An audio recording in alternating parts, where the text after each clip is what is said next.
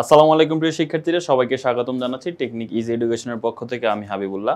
আজকের ক্লাসে আমরা আমাদের ইজি ম্যাথ বইয়ের একটি 17 অধ্যায়ের সৃজনশীল সমাধান করব, যেটি চট্টগ্রাম বোর্ড 2025 সালে এসেছিল। এখানে আমরা দেখতে পাচ্ছি আমাদের একটা টেবিল সারণী দেওয়া আছে। এখানে বলা আছে একটি শ্রেণীর শিক্ষার্থীদের গণিতে প্রাপ্ত নাম্বার। তো যাই হোক, এখন এই সারণী থেকে আমাদের ক খ গ তিনটা করতে হবে। ক নাম্বার প্রশ্নে বলা হচ্ছে f1 + f2 নির্ণয় করো, যেখানে প্রতীকগুলো প্রচলিত অর্থ বহন করে।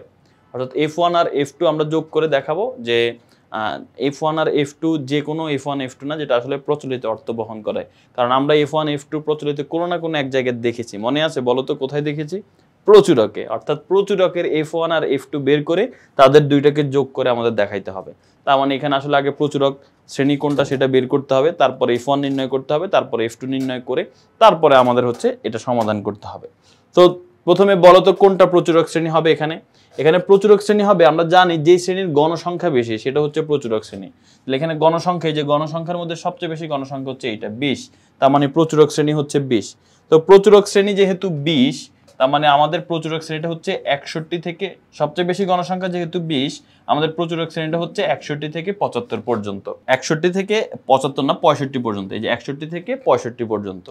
তো আমাদের প্রচুরক শ্রেণী পেয়ে গেলাম 61 থেকে 65। এখন আমাদের f1 f2 বের করার পালা। সো f1 কি হবে?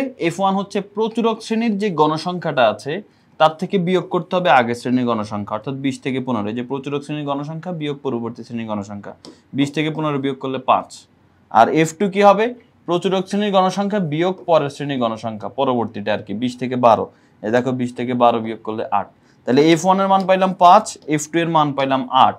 এবার আমাদের প্রশ্নে বলছে f1 আর f2 যোগ করে দিতে, মানে f1 + f2 মানে 5 আর 8 যোগ করে দিতে। সো 5 + 8 সমান কত হবে? 13। তার মানে আমরা অ্যান্সার পেয়ে গেলাম ক নম্বরের উত্তর 13। এবার খ নম্বর প্রশ্নে বলছে সংক্ষিপ্ত পদ্ধতিতে উপাত্তের গড় নির্ণয় করো।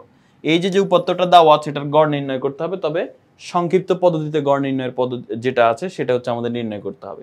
তো এখানে মাত্র দুইটা ইনফরমেশন দেওয়া আছে, শ্রেণীব্যাপ্তি আর গণসংখ্যা। এই দুইটা ইনফরমেশন দিয়ে কিন্তু আমরা সংক্ষিপ্ত পদ্ধতির গড় নির্ণয় করতে পারবো না, আমাদের আরো 3টা লাগবে, টোটাল 5টা লাগে। তো সেজন্য আমরা টেবিলটা অঙ্কন করে ফেলবো। দেখো এরকম একটা টেবিল অঙ্কন করব, যেখানে শ্রেণীব্যাপ্তি আর গণসংখ্যা প্রশ্নেই দেওয়া আছে, সেটা আমরা লিখে ফেলবো। এই যে এগুলো মান দেখে দেখে লিখে ফেলবো। এরপর আমরা এখানে মধ্যমানটা বের করব, যেটাকে প্রকাশ করা হয় xi দ্বারা, আর গণসংখ্যাকে প্রকাশ করা হয় fi দ্বারা। সো মধ্যমানটা কিভাবে পায়? এই যে এই 46 আর 50 নিম্নসীমা আর উচ্চসীমা যোগ করে 2 দিয়ে ভাগ, তাহলে 48 হচ্ছে মধ্যমান। 51 আর 55 যোগ করে 2 দিয়ে ভাগ, তাহলে 53 হচ্ছে মধ্যমান। 56 আর 60 যোগ করে 2 দিয়ে ভাগ, 58 হচ্ছে মধ্যমান। 61 আর 65 যোগ করে 2 দিয়ে ভাগ, এই সবগুলো মধ্যমান নির্ণয় করে ফেলবো। করার পরে এই মধ্যমানগুলো থেকে যে কোনো একটা মানকে তোমার আনুমানিক গড় বা অনুমিত গড় ধরে নিতে হবে। অর্থাৎ এই সবগুলা মান থেকে একটা মানকে তুমি আনুমানিকভাবে গড় ধরে নিতে হবে, যেটাকে অনুমিত গড় বলা হয়। এখন কাকে ধরে নেব? নর্মালি এটা যে কোনো একটাকে ধরলেই হয়, তবে কেউ হয় যে শ্রেণীতে গণসংখ্যা বেশি সেটাকে ধরে, কেউ আবার মাঝামাঝিতে যেটা আছে সেটাকে ধরে, কেউ আবার দেখে যে সব ম্যাক্সিমাম টাইমে মাঝামাঝি মানটাই সবচেয়ে বেশি গণসংখ্যা হয়, সেটা ধরে। অর্থাৎ এখানে দেখো তো কোন শ্রেণীতে গণসংখ্যা সবচেয়ে বেশি, এই যে 20। তার মানে এই আনুমানিক গড় এই সেটাকে ধরে নিব আমরা 63। আনুমানিক গড়কে এ দিয়ে প্রকাশ করা হয়, তার মানে এর মান 63। আবার অনেকে আছে যে হচ্ছে মাঝামাঝি কোনোটা থাকলে সেটা, এখন 20 এটা মাঝামাঝিতেও আছে, আবার এটার সব মানও সবচেয়ে বড়, তার মানে এই বরাবর যে এটা হবে, মানে মধ্যমানটা হবে, সেটাকে আমরা এ ধরে নিব, অর্থাৎ আনুমানিক গড়। আনুমানিক গড় হচ্ছে কি এ। এবার হচ্ছে ধাপ বিচ্যুতি। ধাপ বিচ্যুতিকে ইউআই দিয়ে প্রকাশ করা হয়। এই ধাপ বিচ্যুতিকে আমরা নির্ণয় করতে হবে xi - a divided by h, এই সূত্র ব্যবহারের মাধ্যমে।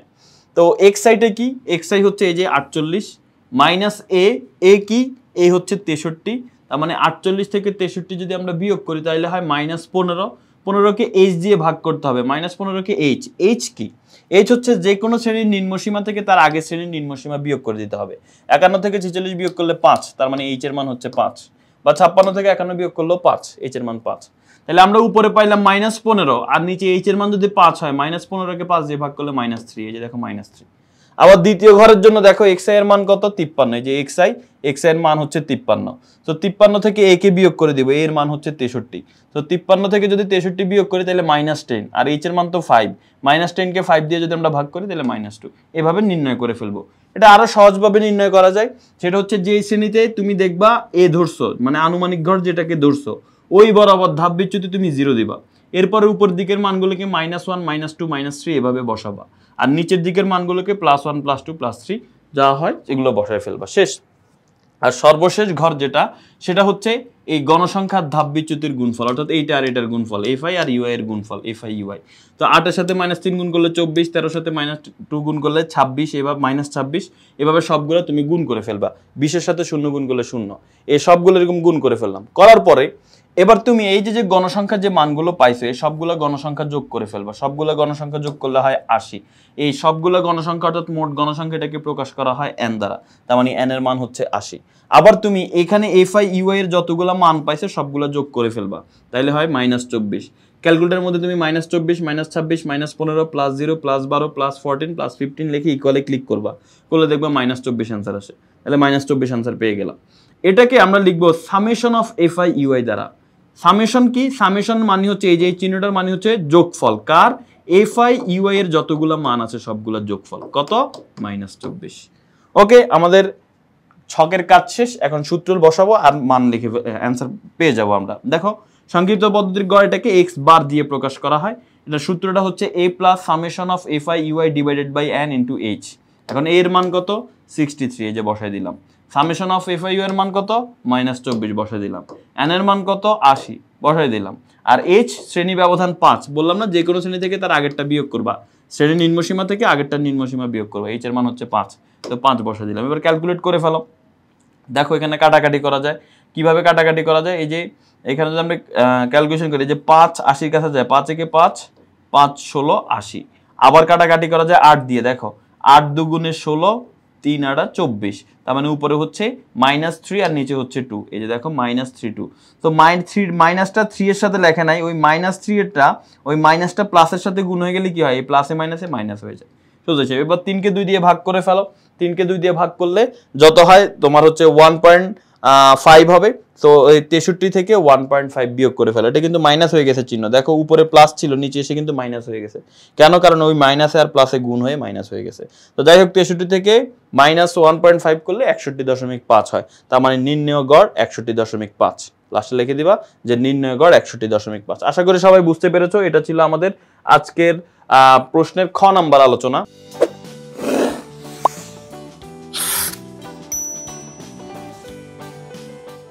তো গ নাম্বার এখন আমরা আলোচনা করব। গ নাম্বার প্রশ্নে বলা আছে বর্ণনা সহ প্রদত্ত উপাত্তের অজীব রেখা অঙ্কন করো। অর্থাৎ এই যে আমাদের ছকটা দেওয়া আছে এই ছকটার অজীব রেখা অঙ্কন করতে হবে। গতে সবসময় একটা ছকে আসে, অর্থাৎ লেখচিত্র আসে। সেই লেখচিত্রে আমাদের তিনটা আছে, গণসংখ্যা, বহুভুজ, অজীব রেখা আর আয়তলেখ। তো অজীব রেখা আমাদের অঙ্কন করতে বলছে, তো আমরা এখন অজীব রেখা অঙ্কন করব। তো অজীব রেখা অঙ্কন করতে গেলে আমাদের যে ইনফরমেশন দেওয়া আছে শ্রেণীব্যাপ্তি আর গণসংখ্যা, সেটা যথেষ্ট না। আমাদের আরেকটা ইনফরমেশন লাগবে, সেটা হচ্ছে ক্রমযোজিত গণসংখ্যা। তো আমরা ক্রমযোজিত গণসংখ্যাগুলো আমরা এখানে লিখে ফেলবো। যে দেখো ক্রমযোজিত গণসংখ্যা কত? 8 21। কিভাবে নির্ণয় করে? প্রথম ক্রমযোজিত গণসংখ্যা যত, ক্রমযোজিত গণসংখ্যা ততই হয়। এরপর কোনাকুনি যোগ, এই 8 এর সাথে 13 যোগ করবো। 8 এর সাথে 13 যোগ করলে কত হয়? 21। 21 এর সাথে 15 যোগ করবো 36, সাথে 20 যোগ করবো 56, আর 12 যোগ করলে 68, 68 এর সাথে 75, 75 আর 5 80। এভাবে হচ্ছে ক্রমযোজিত গণসংখ্যাগুলো আমরা বের করে ফেলবো। আশা করি বুঝতে পারছো ক্রমযোজিত গণসংখ্যা কিভাবে বের করতে হয়। এরপরে আমরা যদি এখানে খেয়াল করি যে আমাদের এই যে ছকটা আমরা গ্রাফের মধ্যে আমরা হচ্ছে এখন গ্রাফটা অঙ্কন করে ফেলবো। গ্রাফটা অঙ্কন করতে গেলে তোমাকে যে কাজ করতে হবে, এই বরাবর একটা এক্স অক্ষ অঙ্কন করতে হবে, আর এই সোজাসুজি একটা ওয়াই অক্ষ অঙ্কন করতে হবে। এই এক্স অক্ষ বরাবর আমরা যে মানগুলোকে ধরবো সেটাকে বলে শ্রেণীর উচ্চসীমা, ঠিক আছে? অর্থাৎ আমাদের এখানে যে শ্রেণীগুলো আছে এগুলোর উচ্চসীমা কত? 50 55। ডান দিকের মানগুলো উচ্চসীমা আর বাম দিকের গুলো হচ্ছে নিম্নসীমা। এর হচ্ছে উচ্চসীমা। এই উচ্চসীমাগুলো আমরা এক্স অক্ষ বরাবর লিখবো। তবে উচ্চসীমা তুমি একটা আগে থেকে লিখবা। যেমন এখানে 80-র আগে 75-এর আগে 70, এভাবে 5 5 করে কমতেছে। 50-এর আগে যদি কোনো উচ্চসীমা থাকতো সেটা হইতো 45। তার মানে 45 থেকে আমরা লেখা শুরু করবো। যে দেখো 45, 5 ঘর পরে 50, 5 ঘর পরে 55, 5 ঘর পরে 60, এভাবে আমি 80 পর্যন্ত লিখবো। এই যে শেষ ঘরটা পর্যন্ত 80 পর্যন্ত লিখবো। আর ওয়াই অক্ষে আমরা যে কাজ করব, ওয়াই অক্ষে আমরা লিখবো ক্রমযোজিত গণসংখ্যা। তো ক্রমযোজিত গণসংখ্যা আমাদের সর্বোচ্চ 80, তার মানে তুমি এখানে 80 ঘর পর্যন্ত দাগ দিতে হবে। এখন ছক কাগজে আসলে 80 ঘর অনেক লম্বা হয়ে যাবে, ঠিক আছে, জায়গা হবে না। তো সেই ক্ষেত্রে আমরা কি করব, এক ঘর গেলেই 2 করে হিসাব করবো। এই যে দেখো এক ঘর গেলে 2, এখানে 5 ঘর উপরে উঠছে, 5 ঘর উপরে উঠাতে সেটা 10 হয়ে গেছে, আরো 5 ঘর উপরে উঠাতে সেটা 20 হয়ে গেছে। তো এরকম প্রত্যেক ঘরকে 2 2 করে আমরা হিসাব করছি। এখানে এক ঘর উঠলে 2 2 করে হিসাব করছি, কারণ দেখো এক ঘরকে 2 2 হিসাব করার পরেও এটা ভালোই লম্বা হয়ে গেছে ছক্কা গোষ্ঠ। আর এক করে হিসাব করলে কত লম্বা হয়ে যেত। তাই এখানে আমরা এক ঘরকে 2 2 করে, 2 ঘরকে এক এক করে, এখানে এক ঘরকে 2 2 করে আমরা হিসাব করবো আর কি। কারণ হচ্ছে আমাদের যেহেতু জায়গা হবে না, সেক্ষেত্রে এক ঘরকে 2 করে হিসাব করে আমরা মান বসাবো 80 পর্যন্ত। এই যে আমাদের সর্বোচ্চ মান 80 বসানোর পরে তোমাকে এখানে যে কাজটা করতে হবে, এবার বিন্দুগুলো বসাই দিব। আমাদের 45 বরাবর কোনো ক্রমযোজিত গণসংখ্যা নাই, 50 বরাবর ক্রমযোজিত গণসংখ্যা 8, তার মানে এই 50 বরাবর তুমি 8 ঘর উপরে বিন্দু দিবা। তবে 8 ঘর মানে কি তুমি 8 ঘর গুনবা না, এক ঘর গুনলেই 2 হয়ে যাবে, কারণ উপরের দিকে দেখো এক ঘরকে 2 2 করে ধরছে, তার মানে আমি 4 ঘর উপরে বিন্দু দিব, তাহলে সেটা 8 হয়ে যাবে। সেম ভাবে 55 বরাবর 21 বিন্দু দিবা। 21 বিন্দু দিতে হলে কয় ঘর উপরে দিব, আমরা হচ্ছে 21 অর্ধেক, মানে হচ্ছে এখানে যেমন 8 ঘর উপরে বিন্দু দিতে গিয়ে আমরা 4 ঘর উপরে দিয়ে ফেলছি, কারণ 4 ঘর উঠলে 8 ঘর হয়ে যায়। এখন কথা হচ্ছে ভাই 21 ঘরে যাইতে হলে আমি কয় ঘর উঠবো, 10 ঘর, 10 ঘর হলে তো 20 হয়, তাহলে কি 11 ঘর, 11 ঘর হলে তো 22 হয়।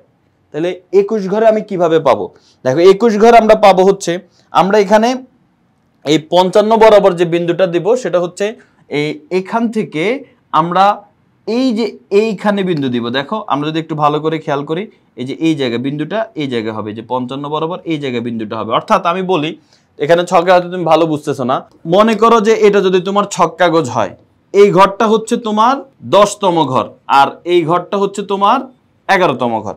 তো তুমি 10 ঘর উপরে বিন্দু দিলে সেটা কি হয়ে যাবে, 10 ঘর উপরে বিন্দু দিলে সেটা হয়ে যাবে 20, কারণ এক ঘরকে 2 2 করে হিসাব করছি। আবার 11 ঘর উপরে বিন্দু দিলে সেটা হয়ে যাবে 22, কারণ 11 দুগুণে 22, প্রত্যেক ঘরকে 2 2 করে হিসাব করলে, তাহলে এটা হচ্ছে 20, এটা হচ্ছে 22।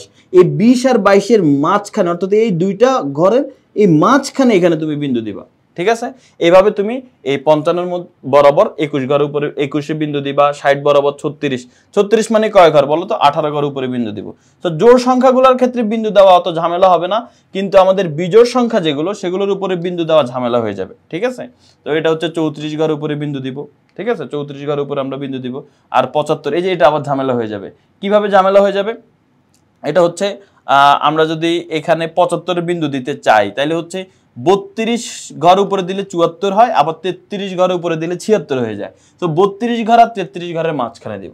ঠিক আছে, তো সেম ভাবে 80 ঘর দিতে সমস্যা নাই। এই যে 80 মানে হচ্ছে এই যে এখান থেকে 40 ঘর গুনলে সেটা 80 হয়ে যাবে। 80 ঘর উপরে এরকম বিন্দু দিয়ে দিবা। তো আশা করি সবাই বুঝতে পেরেছো। এভাবে হচ্ছে বিন্দুগুলো বসানোর পরে, এই বিন্দুগুলো বসানোর পরে তোমার কাজ হবে এটাকে এভাবে এই যোগ করে দেওয়া। ঠিক আছে, তাহলে হয়ে যাবে, এটাকে যোগ করে দেবা। এখন ওই যে শুরুতে আমরা 45 নিলাম, এই 45টা কেন নিলাম জানো, এই যে এক্স, এই যে ছকটা কিন্তু এখানে শেষ, এটাকে এক্স অক্ষের সাথে মিলানোর জন্য এই 45 নিলাম। এরপর তুমি এখানে দেখো এই ঘরটাকে মূল বিন্দু বলা হয়, এই বিন্দুটাকে মূল বিন্দু বলা হয়, তো এটার মান হচ্ছে 0, আবার এটার মান 45। এখানে কি 45টা ঘর আছে, এক ঘরকে 2 করে ধরলেও তো হয় না, তার মানে এখানে যে 45টা ঘর আছে এটা বোঝানোর জন্য এখানে তোমার এই ভাঙা চিহ্ন ব্যবহার করতে হবে। এর মানে হচ্ছে 45টা ঘর এখানে আছে, এই ভাঙা চিহ্ন দিয়ে বুঝে বাকি ঘরগুলো এই ভাঙার ভিতরেই আছে। তো এইভাবে হচ্ছে তোমার গ্রাফটা অঙ্কন করে ফেলতে হবে। আর এখানে তুমি আবার লিখে দিবা, ঠিক আছে, এই জায়গায় লিখে দিবা এই ওয়াই অক্ষে আমরা কিসের মান ধরছি, ক্রমযোজিত গণসংখ্যা। এখানে লিখে দিবা যে এটা হচ্ছে ক্রমযোজিত গণসংখ্যা, এরকম একটা হাইফেন দিয়ে দিবা। আবার এক্স অক্ষ বরাবর আমরা ধরছি শ্রেণীর উচ্চ সীমা, তো এখানে তুমি লিখে দিবা যে শ্রেণীর উচ্চ সীমা। ঠিক আছে, এইভাবে লিখে দিবা। এখন লেখাটিকা হয়ে গেল ভাই, বুঝলাম গ্রাফ আমাদের শেষ। এখন তুমি তো এখানে বহুত কাহিনী করছো, এক ঘরকে 2 2 করে হিসাব করছো, তাহলে এটাও তোমার বলে দিতে হবে। এই যে ওয়াই অক্ষে এক ঘরকে 2 2 হিসাব করছো, আবার এক্স অক্ষে সব ঠিকঠাক আছে, এক্স অক্ষে এক ঘরকে 1 করেই ধরছো, কিন্তু ওয়াই অক্ষে এক ঘরকে 2 2 করে হিসাব করছো, এটা কিন্তু তোমাকে বলে দিতে হবে। তো এটা বলার জন্য তুমি হচ্ছে এই ছকের পরে এখানে লিখে দিবে যে দেখো এই জায়গায় যদি খেয়াল করো, এই যে দেখো এখানে ছক কাগজে এক্স অক্ষ বরাবর প্রতি ঘরকে 1, অর্থাৎ প্রত্যেক ঘরকে এক্স অক্ষে দেখো এই যে 45, 45-এর পরে 5 ঘর পরে 50 দিছি, ঠিকঠাক আছে সব। প্রতি ঘরকে 1 করে ধরে আমরা কি বসাইছি, শ্রেণীর উচ্চ সীমা বসাইছি। আবার ওয়াই অক্ষে এখানে আমরা প্রতি 2 বর্গঘরকে, ঠিক আছে, এখানে প্রতি কত হবে, এটা হবে প্রতি 2 বর্গঘর, এখানে একটু কারেকশন করে নিও, প্রতি 2 প্রতি বর্গঘরকে, এটা ঠিকঠাক আছে, কারেকশন লাগবে না, প্রতি ঘরকে। কারণ এখানে দেখো এক ঘরকে আমরা 2 2 করে হিসাব করছি, এই যে প্রত্যেক ঘর, এক ঘর উঠলে 2, আরেক ঘর উঠলে আরো 2, 4, আরেক ঘর উঠলে আরো 2, তাহলে কত হয় 6, আরো 2 8, আরো 2 উঠলে 10। তার মানে প্রত্যেক ঘরকে 2 2 করে হিসাব করছি, করে আমরা ক্রমযোজিত গণসংখ্যা নিয়ে ক্রমযোজিত গণসংখ্যা বসাইছি। এই বরাবর আমরা যে মানগুলো বসাইছি সেটা হচ্ছে ক্রমযোজিত গণসংখ্যা বসিয়ে আমাদের অজীব রেখাটা অঙ্কন করে ফেলছি। এরপর আবার এটা যে মূল বিন্দু, এই মূল বিন্দু থেকে এখান পর্যন্ত এই 45টা ঘর বোঝানোর জন্য আমরা এখানে ভাঙা চিহ্ন ব্যবহার করছি, সেটাও তুমি এখানে বলে দিতে পারো। শেষ, তাহলেই আমাদের এটা কিন্তু হয়ে যায়। আশা করি সবাই বুঝতে পেরেছো। তো গ্রাফে একটু প্রবলেম হতে পারে, এক ঘরকে 2, 2 ঘরকে 1, তবে কয়েকটা প্র্যাকটিস করে ফেললে তুমি 25 সালের সবগুলো আমাদের ইজি ম্যাথ বইয়ের সবগুলো প্রশ্ন সলভ করে ফেলো, তাহলে তোমার এই কখন এক ঘরকে 2 ধরতে হবে, কখন 2 ঘরকে 1 ধরতে হবে, সেটা কিন্তু তোমার আর এত প্যারা লাগবে না। বুঝতে পারছো? তো সবাই ভালো থাকো, সুস্থ থাকো। অন্য আরেকটা পর্বে দেখা হবে। আল্লাহ হাফেজ, আসসালামু আলাইকুম।